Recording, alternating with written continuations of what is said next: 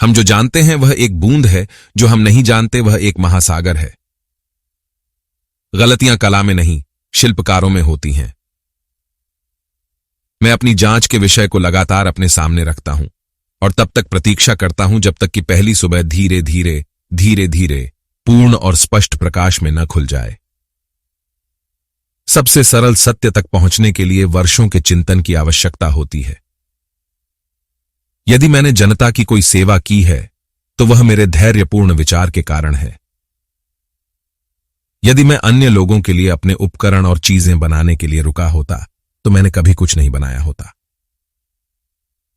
वह जो आधे अधूरे मन से सोचता है वह ईश्वर में विश्वास नहीं करेगा, लेकिन जो वास्तव में सोचता है उसे ईश्वर में विश्वास करना पड़ता है। बिना साहसिक अनुमान के कभी कोई महान खोज नहीं की गई। मैं निश्चितताओं के साथ अनुमानों को नहीं मिलाऊंगा। जब दो शक्तियां एक हो जाती हैं तो उनकी दक्षता दुगनी हो जाती है। एक वस्तु जो आराम पर है, आराम पर रहने की प्रवृत्ति रखती है। एक वस्तु जो गति में है, वह गति में ही रहेगी। जिस प्रकार एक अंधे व्यक्ति को रंगों का कोई पता नहीं होता है, उसी प्रकार हमें इस बात का भी कोई अंदाजा नहीं होता है कि किस प्रकार सर्वज्ञ ईश्वर सभी चीजों को देखता और समझता है।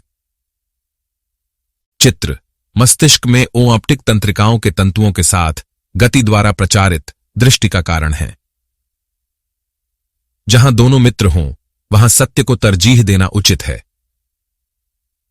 सत्य हमेशा सरलता में पाया जाता है, न कि चीजों की बहुलता और भ्रम में। सत्य मौन और ध्यान की संतान है। नास्तिकता कितनी बेहुदा है। जब मैं सौरमंडल को देखता हूं तो मैं पृथ्वी को उचित मात्रा में गर्मी और प्रकाश प्राप्त करने के लिए सूर्य से सही दूरी पर देखता हूं। यह संयोग से नहीं हुआ। समस्त प्रकृति की व्याख्या करना किसी एक व्यक्ति या किसी एक युग के लिए भी बहुत कठिन कार्य है।